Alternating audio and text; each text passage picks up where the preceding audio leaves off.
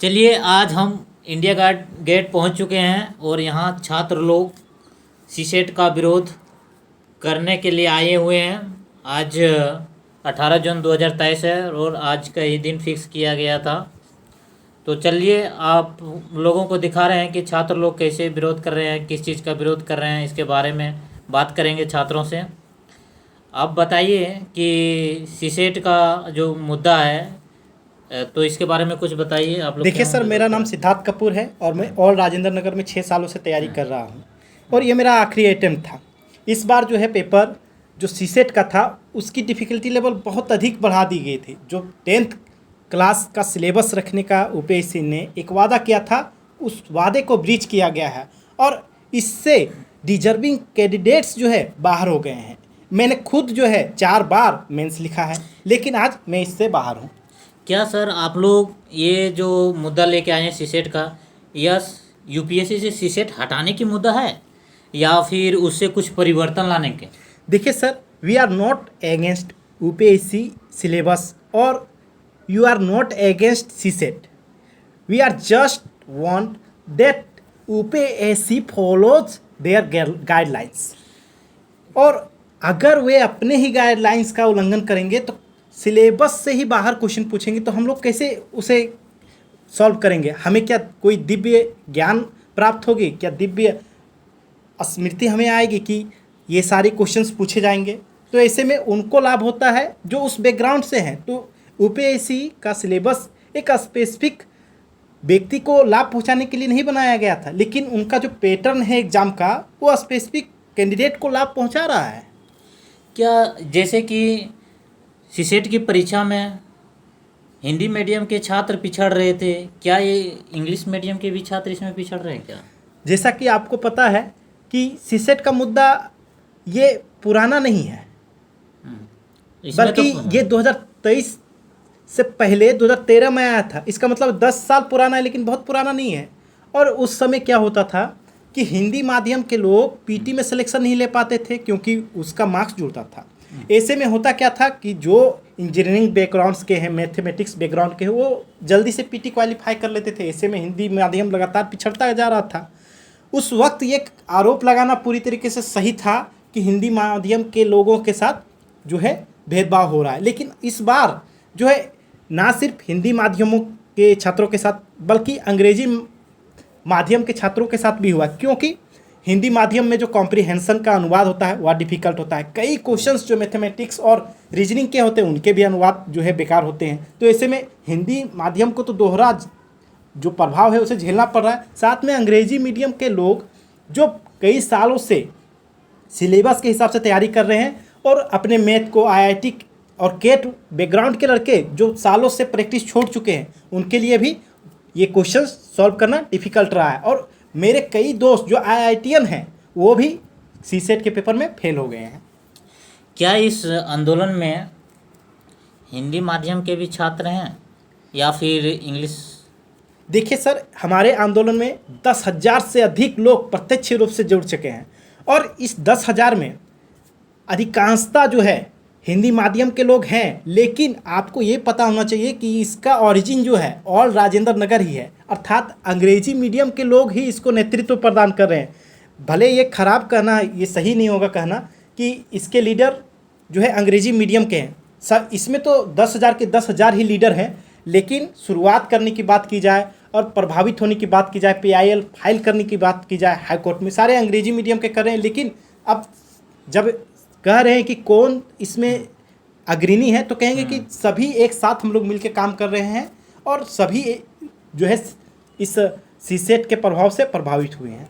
अच्छा, जो इस सीसेट में किन किन छात्रों को अधिक नुकसान पहुंचा है? जैसे हिंदी माध्यम के छात्र का कहना है कि हिंदी से ज़्यादा नुकसान पहुंचा है। तो हाँ सर, ये सही बात है कि जैसे कि हम लोगों ने अभी पिछले क्वेश्चंस में एक्सप्लेन किया कि हिंदी माध्यम को दोहरा जोखिम है। एक सिलेबस से बाहर क्वेश्चन आया उसका और दूसरा अनुवाद का। तो ये दोहरे जोखिम का जो प्रश्न है उसके कारण उसे ज़्यादा नुकसान झेलना पड़ा है। और दूसरी बात रही कि हिंदी मीडियम के लोग जनरली नॉन टेक्निकल बैकग्राउंड के होते हैं, तो इसका भी उनको जो है नुकसान उठाना पड़ता है। क्या सर जी, जैसे आप लोग अपनी मांग के लिए कहाँ तक ज्ञापन और मांगे सौंपे हैं? सबसे पहला कि हम लोगों ने जिस दिन एग्ज़ाम हुआ 28 मई 2023 को ही ग्रुप फॉर्म किया गया और ये इस युद्ध का हम लोगों ने आगाज़ किया। उसके बाद हम लोगों ने केट में जो है एक पिटीशन फाइल की और उसका जो है रिजल्ट 6 जुलाई को घोषित किया गया कि अगले महीने सुनवाई होगी। तो हम लोगों ने इस डिले को ना करते हुए फिर से हम लोगों ने हाई कोर्ट में एक फ्रेश पिटीशन दायर की और उस दायर किए गए पिटीशन का निर्णय कल अर्थात 19 जून को होना है। साथ में हम लोगों ने यूपीएससी को लगभग 16,000 जो है रिप्रेजेंटेशन भी भेजा है क्वेश्चन के साथ कि सर ये आपके ये प्रॉब्लम से, साथ में सिलेबस से बाहर का मुद्दा भी, और प्रेसिडेंट, पीएमओ तथा डीओपीटी मिनिस्ट्री सभी को जो है हम लोगों ने मैसेजेज और जो है कुल मिला के पोस्ट सारे भेजे हैं। अच्छा, ये जो सीसेट का प्रॉब्लम था वो 2023 से पीछे भी पूछे गए थे, ऐसा प्रॉब्लम आया था या फिर पहली बार प्रॉब्लम है 2023? ये सर जो सिलेबस से बाहर पूछने का प्रश्न है तो इससे पहले भी ब्रीच किया गया था और 2020, 21, 22 ये सब में आप देख सकते हैं कि परमुटेशन एंड कॉम्बिनेशन का कम्यूटेशंस और प्रोबेबिलिटी के डिफ़िकल्ट क्वेश्चन जो 11th-12th के सिलेबस से डायरेक्टली होते हैं वो क्वेश्चंस पूछे गए हैं। लेकिन उस समय लोग इसका विरोध इसलिए नहीं किए क्योंकि उसकी मात्रा जो थी, क्वेश्चंस कम थे और सीसेट जो है एक क्वालिफाइंग पेपर था जिसमें से 80 में से 27 क्वेश्चन सही करने होते थे नेगेटिव मार्किंग काट के। लेकिन अब हुआ क्या है कि उसकी डिफ़िकल्टी लेवल भी बढ़ा दी गई है, एक ही क्वेश्चन में 4 क्वेश्चन तक डाल दिए गए हैं। इसमें क्या होता है कि पेपर को तो 2 से 2.5 मिनट में एक क्वेश्चन को सोल्व करना होता है, लेकिन अब क्वेश्चन जो है ऐसा नहीं कि उसे बनाना नहीं आता है लेकिन वो टाइम टेकन कर दिया गया। तो ऐसे में अब वही व्यक्ति उसे निकाल पाएगा जो बहुत ही उस क्षेत्र का एक्सपर्ट हो, बहुत ही प्रैक्टिस किया हुआ। और ये सालों का प्रैक्टिस तभी होता है जब कोई किसी का जो है इंजीनियरिंग बैकग्राउंड रहा हो या मैथमेटिशियंस रहे हों। लेकिन एक बात और है कि सिर्फ इंजीनियर्स और मैथमेटिशियंस होने से काम नहीं चलता। अगर वो 4 साल 5 साल पहले छोड़ चुके हैं उस क्षेत्र को, उसका बैकग्राउंड 4 साल 5 साल पुराना है, तो वो भी असफल हो जाएंगे क्योंकि वो सालों से उसे प्रैक्टिस नहीं किए हैं। क्या इस आंदोलन को सफल बनाने या समर्थन देने के लिए कोई सांसद या मंत्री आप लोगों से मिले हैं या फिर अभी प्रक्रिया जारी है? देखिए सर, इस पर जो है हम लोगों का पूरी तरीके पूरी तरीके से क्लियर स्टैंड रहा है कि हम लोग इसको किसी भी तरीके से पॉलिटिकल एंगल नहीं देंगे, लेकिन इसको जो है हम लोग सभी के संवैधानिक तरीके से सभी के जो है मंच तक लेके जाएंगे। और हम लोगों ने कोशिश किया है कि हम लोग जो अपने एरिया के एमपी हैं उसके थ्रू इसे संसद में उठाने का प्रयास करें, लेकिन अभी तक कुछ वैसा अपॉर्चुनिटी नहीं मिल पाया है। साथ में अभी हाल ही में दिग्विजय सिंह जैसे नेता ने इस पर जो है एक ट्वीट डाला था, तो ऐसे में कह सकते हैं कि एक शुरुआती स्तर पर है और हम लोग कंटिन्यूसली इस मुद्दे को उठाने का प्रयास कर रहे हैं। जो आप लोग का आंदोलन है या कब तक चलेगी, अब कब तक प्रदर्शन करते रहेंगे आप लोग, विरोध करते देखिए सर, अगर कल का रिजल्ट हाई कोर्ट का अगर हमारे फेवर में आता है तो कल वहीं पर समाप्त हो जाएगी। अगर वो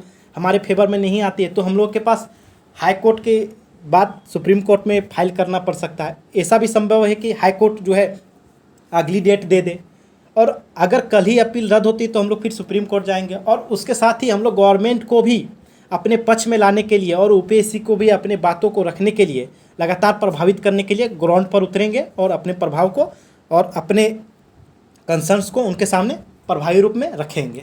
ठीक है, आप लोग से बात किया अच्छा लगा। Okay, thank you sir, thank you sir. Thank you sir. इस वीडियो को लाइक, शेयर और सब्सक्राइब जरूर करें। Thank you sir.